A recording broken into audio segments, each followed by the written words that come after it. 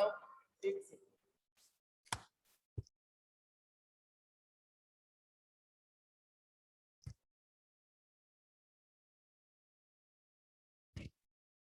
क्या प्रॉब्लम आ रही बताओ, आवाज आ रही क्या, आप बताना एक बार। आ रही है आवाज? Kanishka, Ishika, yes sir. अनीशा, उज्जवल,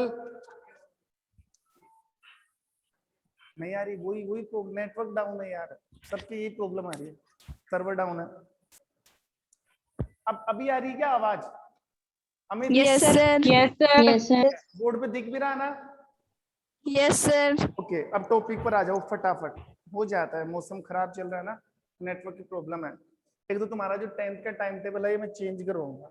सबसे लास्ट वाली क्लास आती है, कभी लाइट जाती है, कभी नेटवर्क का इश्यू होता है, तो हो सके तो तुम्हारी क्लास सबसे अच्छा 8 बजे आपकी कौन सी क्लास होती है? मैथ की। मैथ। मैं तो ठीक है, सुबह 8 बजे वो क्लास हमें मिल जाए ना, मजा आ जाए। और सेकंड क्लास किसकी होती है? सेकंड क्लास यानी कि 8 से 8:40 से यस सर। है।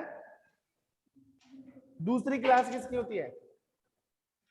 सर एक दिन हिंदी की होती है, एक दिन इंग्लिश की।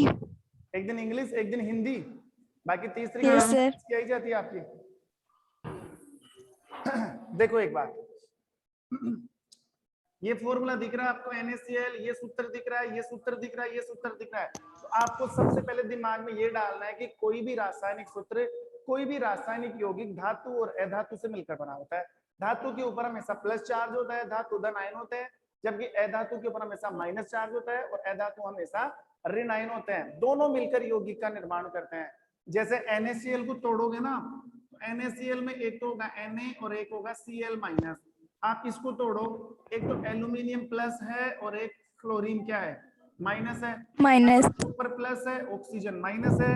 यहाँ पर मैग्नीशियम प्लस है और ऑक्सीजन माइनस है। यहाँ पर Fe प्लस है और ऑक्सीजन माइनस है। कहने का मतलब ये सभी चीजें क्या है? धातु। और ये सभी चीजें क्या है? अधातु। कुछ धातु है और कुछ, सॉरी कुछ नहीं, एक धातु है एक अधातु है, ठीक है। अब मैं ये समझाना चाह रहा हूं, ये पॉइंट आपकी बुक में इसलिए डाला गया है कि धातु और अधातु आपस में रिएक्शन कैसे करती है और धातु और अधातु आपस में क्रिया करके क्या बनाते हैं। ये तो पता है कि सर धातु और अधातु आपस में मिलकर एक यौगिक का निर्माण करते हैं, एक लवण का निर्माण करते हैं, एक सूत्र का निर्माण करते हैं, ठीक है, जिसे आयनिक यौगिक कहते हैं। बस ये हमारा मेन टारगेट है, धातु और अधातु मिलकर, धातु प्लस अधातु मिलकर किसका निर्माण करते हैं? यौगिक का। किसका? यौगिक। लेकिन कौन सा यौगिक? आयनिक। कौन सा यौगिक? आयनिक यौगिक। आयनिक। धातु और अधातु मिलकर आयनिक यौगिकों का निर्माण करते हैं। आयनिक का मतलब जो यौगिक बनेगा ना, उसमें प्लस भी होगा, उसमें माइनस भी होगा। यौगिक कई प्रकार के होते हैं, आयनिक है, सहसंयोजक है, उपसहसंयोजक है, लेकिन धातु और अधातु जिसमें मिल जाते हैं ना, वो जो यौगिक बनता है ना, उसे कहते हैं आयनिक यौगिक। कौन सा यौगिक? आयनिक। ये आयनिक यौगिक है, ये आयनिक यौगिक है, ये आयनिक यौगिक है, ये सब आयनिक यौगिक वही होता है जिसमें एक प्लस का होता है और एक माइनस का होता है। प्लस वाले का मतलब है धातु और माइनस वाले का मतलब है अधातु। तो प्लस वाला धातु, माइनस वाला अधातु, जब दोनों मिले, जब Na+Cl मिला तो क्या बना? आयनिक यौगिक। और वो आयनिक यौगिक कौन सा है? NaCl। वो आयनिक यौगिक कौन सा हुआ? NaCl। बताओ ये बात समझ में आई कि नहीं आई? आ गई सर। आगे ना समझ में। अब मेरा जो सेकंड स्टेप है, मेरा जो सेकंड क्वेश्चन है वो ये है कि धातु और अधातु आपस में मिलते कैसे हैं। कोई तो लॉजिक होगा, कोई तो रीजन होगा। जो Na है वो क्लोरीन के साथ कैसे मिल रहा है, जो एल्यूमिनियम है वो क्लोरीन के साथ कैसे मिल रहा है, जो कॉपर है वो ऑक्सीजन के साथ कैसे मिल रहा है, जो मैग्नीशियम है वो ऑक्सीजन के साथ कैसे मिल रहा है। धातु और अधातु आपस में क्रिया कैसे करते हैं। तो मैं इनमें से कोई सा भी एग्जाम्पल उठा लो, किसी भी एग्जाम्पल को समझ लो कि देखो धातु और अधातु ऐसे मिलते हैं। साथ ही साथ आपको ये भी पता लग जाएगा कि धातु पर प्लस चार्ज ही क्यों आता है और अधातु पर माइनस चार्ज ही क्यों आता है। धातु अधातु आपस में क्रिया कैसे करते हैं, कोई भी एक एग्जाम्पल से समझ सकते हो। बाकी सभी एग्जाम्पल्स के लिए, सभी यौगिकों के लिए सेम फंडा लगने वाला है। तो मैं एक एग्जाम्पल उठा लेता हूं, कौन सा? NaCl वाला। मतलब मैं ये समझाने जा रहा हूं कि Na और Cl से इन दोनों को मिलाकर NaCl कैसे बनाया गया, धातु और अधातु आपस में क्रिया कैसे करती है, ये देखना है।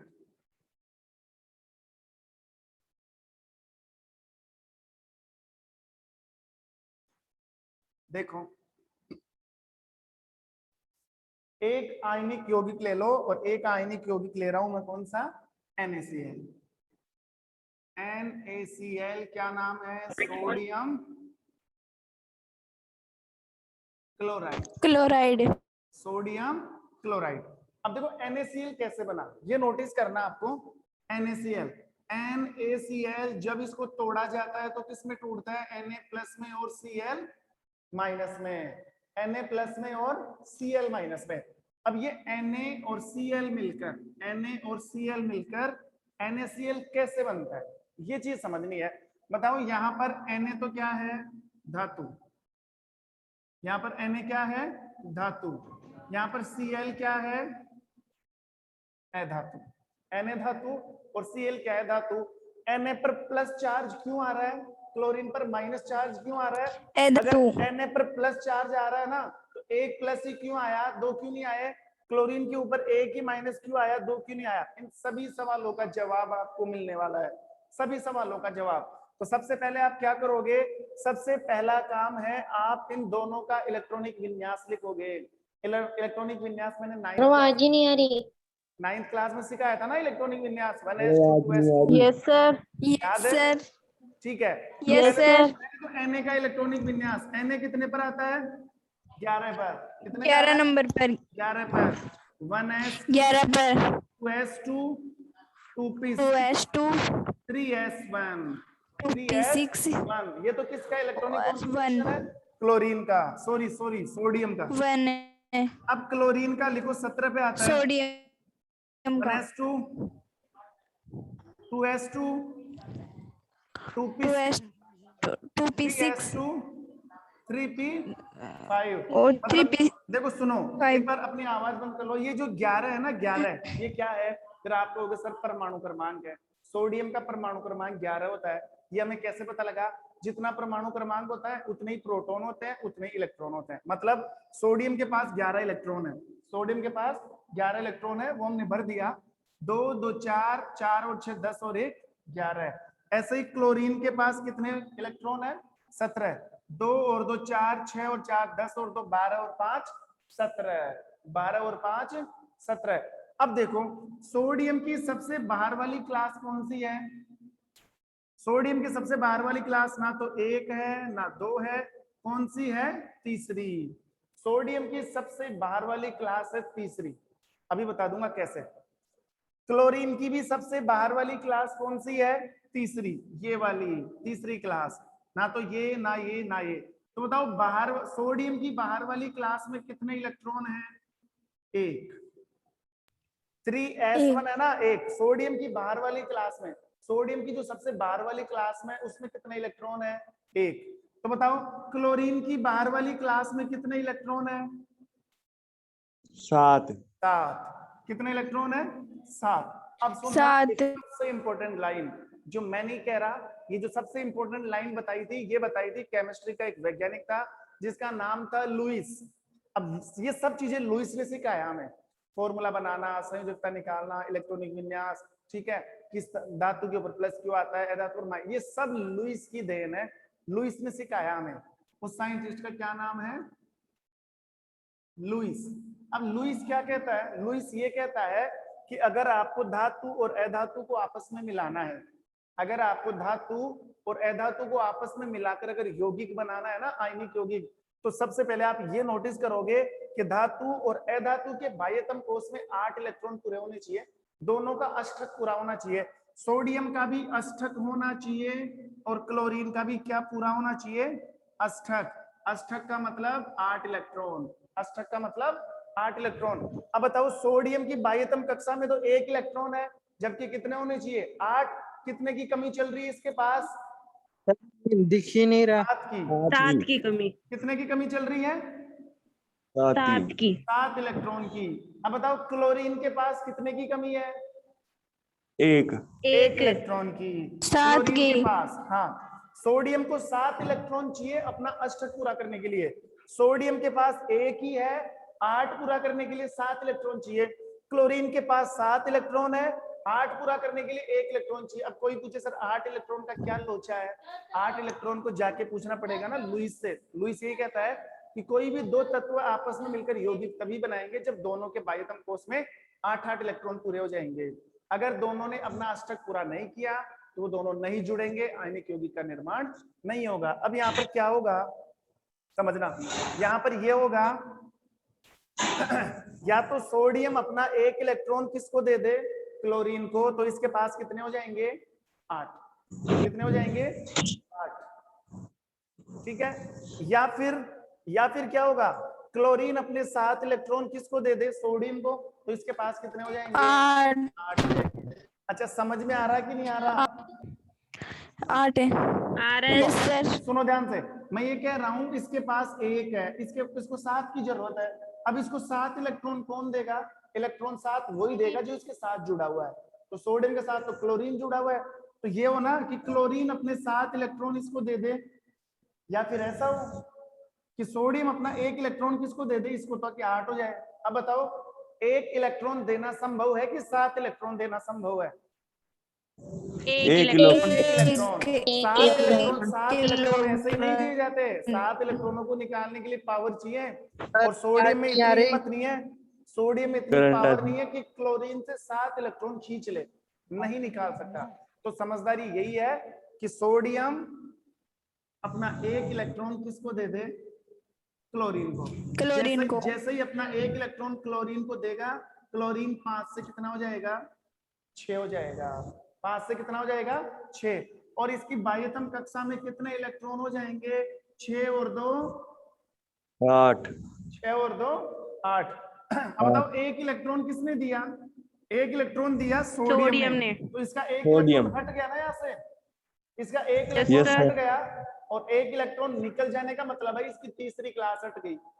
एक ही तो इलेक्ट्रॉन था तीसरी क्लास में, इसकी तीसरी क्लास हट चुकी है। अब इसकी बाहर वाली क्लास कौन सी है? दूसरी। बाहर वाली क्लास कौन सी है? तीसरी क्लास तो हट गई ना। सेकंड। हाँ, सेकंड। एक मिनट, इलेक्ट्रॉन घूम रहा था सोडियम की तीसरी क्लास में, एक वो क्लोरीन ने ले लिया।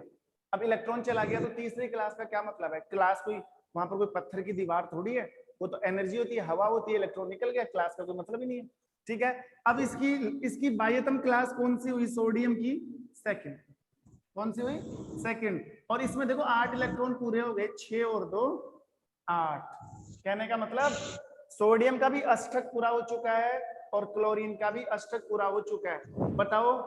बताओ सोडियम और क्लोरीन में कितने इलेक्ट्रॉनों की पार्टनरशिप हुई? आपस में कितने इलेक्ट्रॉनों का लेन देन? एक इलेक्ट्रॉन। हाँ, सोडियम ने 1 इलेक्ट्रॉन दिया है, तो क्लोरीन ने 1 इलेक्ट्रॉन लिया है। सोडियम ने दिया है तो क्लोरीन ने 1 लिया है। अब देखो जो इलेक्ट्रॉन देता है उस पर कौन सा चार्ज आता है? जो इलेक्ट्रॉन माइनस। प्लस का। देने वाले के ऊपर प्लस का। लेने वाले के ऊपर माइनस।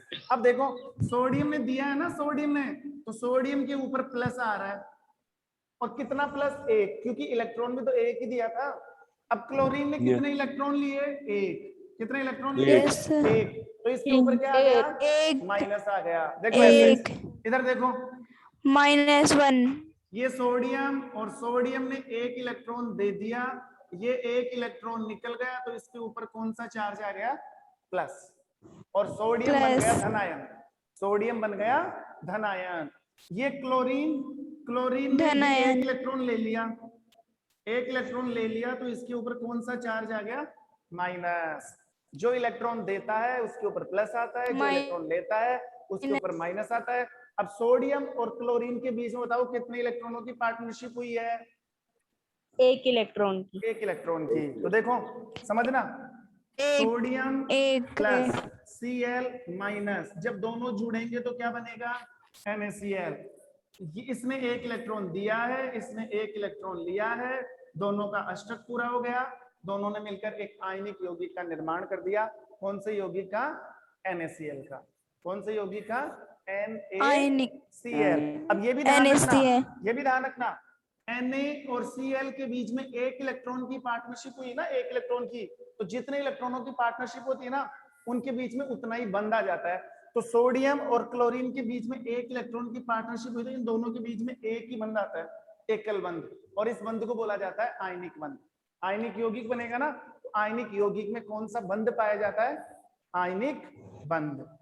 आयनिक बंध। हाँ, ठीक है।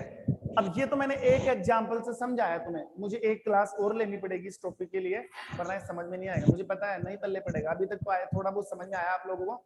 हाँ, अगर इसकी एक क्लास और हो जाएगी ना, फिर ये टॉपिक आपका परफेक्ट हो जाएगा, और वो हम डील करेंगे नेक्स्ट क्लास के अंदर, ठीक है? अलग अलग एग्जाम्पल लेकर, बहुत सारे एग्जाम्पल और समझाऊंगा, जरूरी नहीं NaCl से समझे, हम और भी तो एग्जाम्पल उठा सकते हैं, ठीक है? तो नेक्स्ट क्लास में हम आयोनिक कंपाउंड और आयोनिक बॉन्ड के साथ मिलते हैं। तब तक के लिए thank you, have a nice day.